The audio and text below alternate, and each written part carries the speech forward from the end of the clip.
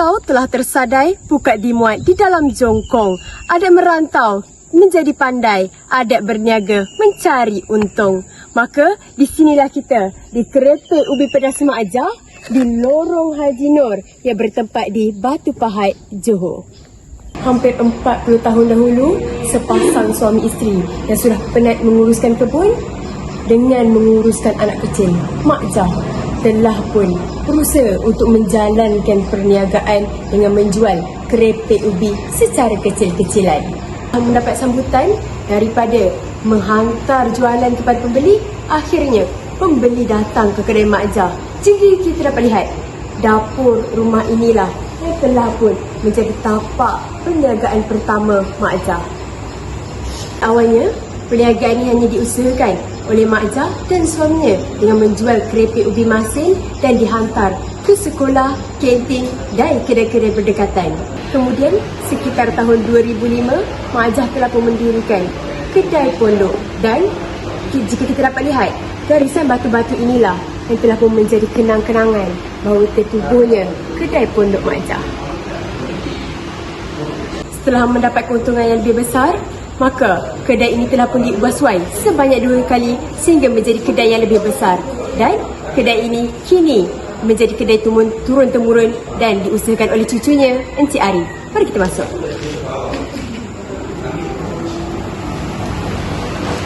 Dua jenis produk yang dikeluarkan dalam perniagaan ini, produk utama dan produk sampingan. Jika kita dapat lihat, produk utama yang kita dapat di sini, ubi pedas kering, ubi pedas basah, ubi cheese dan juga ubi masin.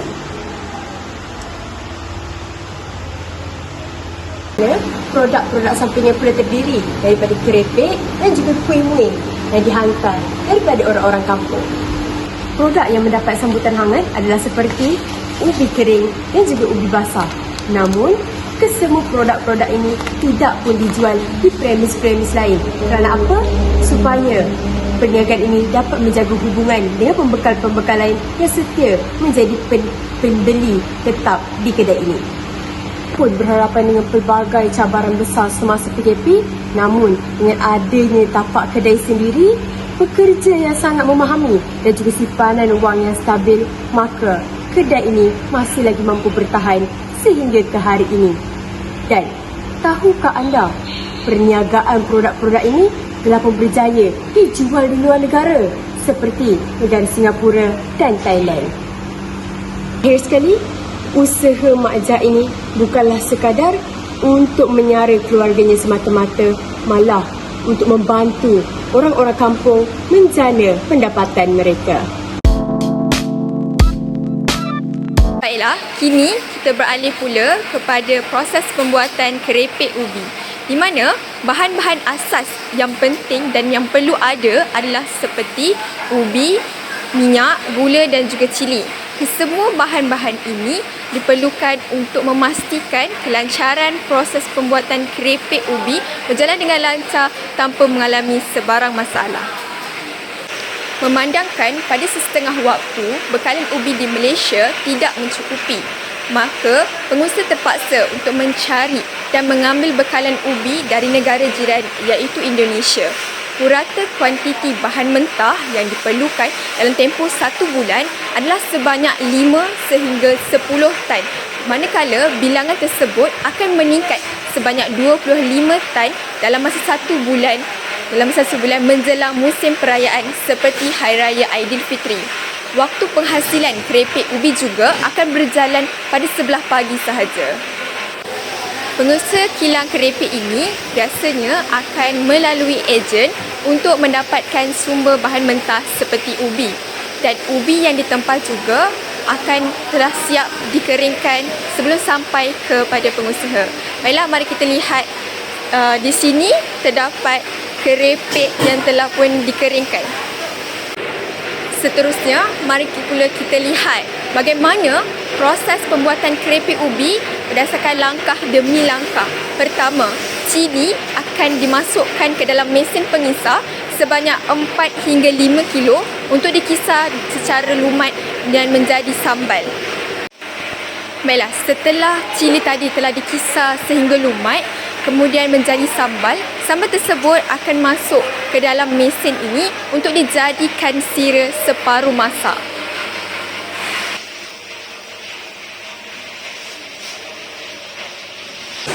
Seterusnya, ubi yang kering tersebut akan dimasukkan ke dalam mesin penggoreng untuk digoreng sehingga menjadi rangup.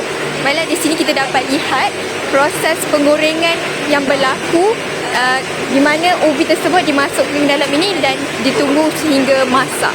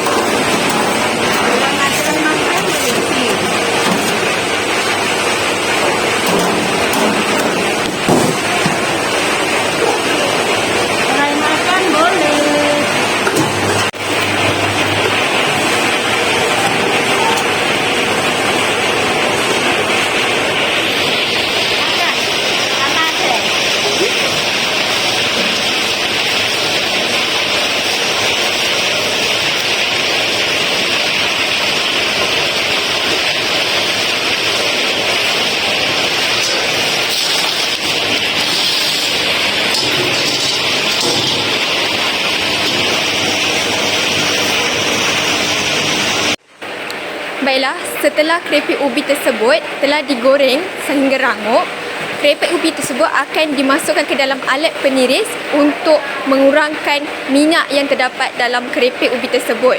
Kemudian, setelah minyak tersebut dikeluarkan, keripik ubi tersebut akan diletakkan di tempat ini untuk dihadkan buat seketika. Seterusnya, keripik ubi tersebut akan dimasukkan ke dalam mesin penggaul. Di sini kita dapat lihat terdapat 3 mesin penggaul yang digunakan untuk menggaul keripik ubi dengan sira supaya menjadi lebih sebati. Namun, ada kalanya pengusaha terpaksa untuk menggaul keripik dengan sira secara manual tanpa menggunakan alat penggaul ini supaya keripik ubi tersebut tidak terlalu hancur dan supaya kualiti keripik ubi tidak terjejas.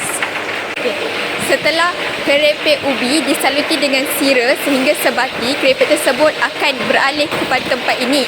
Kemudian, bagi keripik ubi pedas kering, keripik ubi tersebut akan digoreng semula, manakala untuk keripik ubi pedas basah tidak perlu digoreng semula. Kesemua proses yang telah ditunjukkan tadi memerlukan penjagaan kebersihan yang tinggi dan juga baik daripada langkah pertama penghasilan pembuatan keripik ubi sehinggalah terhasilnya keripik ubi yang seperti kita dapat lihat di sini, iaitu keripik ubi pedas kering.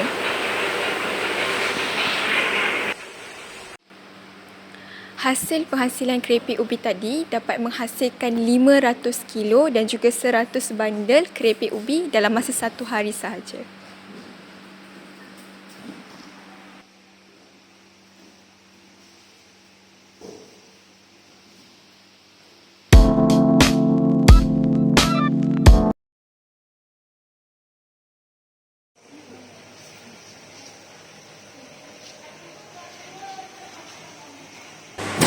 Pengajar membekalkan dan menjual keripik yang berkualiti tinggi kerana proses sendiri pengajar memastikan bahawa bahan mentah yang diambil merupakan bahan mentah yang berkualiti tinggi. Pada awalnya, ubi yang digunakan merupakan hasil tanaman makjah sendiri, namun setelah permintaan bertambah, makjah menggunakan ubi yang diimport dari negara sebelah kerana katanya ubi ini lebih berkualiti tinggi. Produk-produk kilang ini dihasilkan mengikut permintaan. Jika permintaan adalah seperti hari biasa, maka produksi akan dilakukan secara sekali seminggu. Namun, jika permintaan adalah tinggi, maka produksi akan dilakukan sebanyak 2 kali seminggu. Sayangnya, perniagaan ini tidak berfokus kepada penjualan atas talian kerana lebih mengutamakan pembelian secara fizikal dan borong.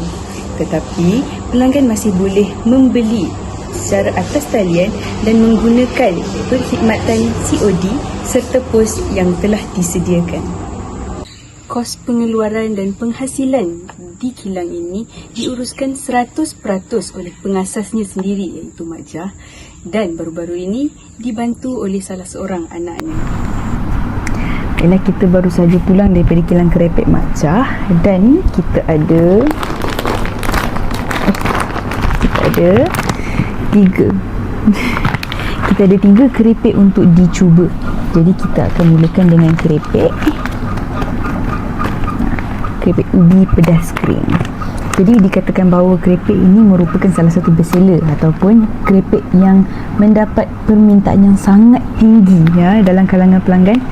Jadi seperti yang dikatakan oleh pengusaha itu sendiri, jika ada 10 orang pelanggan yang datang untuk membeli kerepek di kilang mereka, 8 daripada pelanggan tersebut mesti mengambil kerepek ini. Jadi mungkin kita akan tertanya, sedap sangat ke? Jadi kita akan cuba.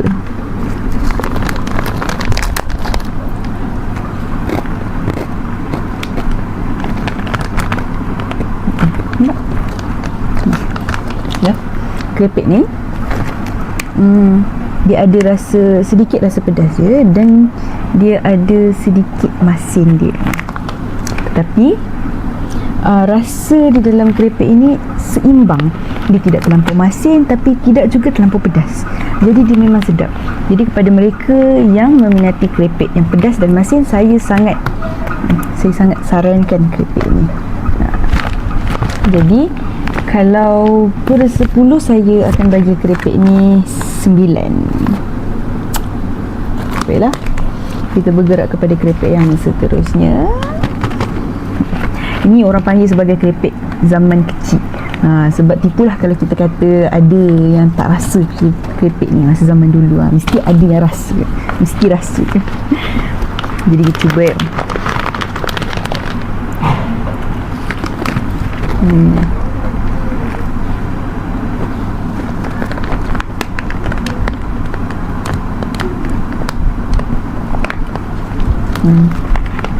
Kerepek ni masih mempunyai rasa yang sama seperti kerepek bawang biasa kita rasa tu. Tapi kerepek ni tidak terlampau keras tapi masih rangup. Jadi disesuai untuk dimakan oleh setiap lapisan umur. Jadi untuk kerepek ni kalau per 10 saya bagi 8. Dan yang terakhir kerepek ni merupakan salah satu kerepek kegemaran saya. Kalau hari raya ke, saya memang cari kerepek ni. Kita cuba.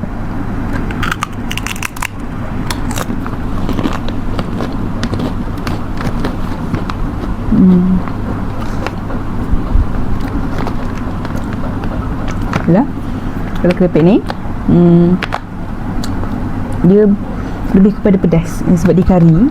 Dia pedas. Dia lebih pedas daripada kerepek ni. Tetapi kalau kerepek ni dia pedas dan masin. Kalau kerepek yang saya pegang sekarang ni dia pedas dan manis. Tapi dia lebih kepada pedas. Tapi masih lagi rasa dalam kerepek ni seimbang. Jadi kepada siapa yang minati kerepek yang pedas dan manis, saya akan sarankan kerepek ni. Kalau per 10 saya akan bagi 10 sebab saya suka. Baiklah, dah habis kita pasal kerepek kita. Jadi mungkin kita akan ada yang tertanya, jadi antara banyak-banyak kerepek, antara banyak-banyak produk ni, yang mana paling memakan kos? Jadi sebenarnya kita tak boleh nak simpulkan, sebab ada produk yang mana kosnya lebih kepada bahan mentah, tapi ada juga produk yang mana kos dia lebih kepada pembuatan. Mungkinlah bahan mentah dia tidak memakan kos yang begitu tinggi, tetapi duit lebih banyak dilaburkan apabila pembuatan produk tu. Tapi apa-apa pun, tipulah kalau kita kata produk-produk ini tidak memakan kos yang tinggi, kerana bahan mentah yang dipilih itu merupakan bahan mentah yang berkualiti tinggi. Jadi oleh sebab itu kos pembuatannya memang agak tinggi. Lebih-lebih lagi apabila tiba musim perayaan seperti Hari Raya Aidilfitri, yang mana bahan mentah untuk produk-produk ini boleh mencecah sehingga 25 tan. Banyak kan? Oleh sebab itu penghasilan ataupun aktiviti seperti menempah bahan mentah perlulah dilakukan seawal 3 bulan sebelum menyambut Ramadan.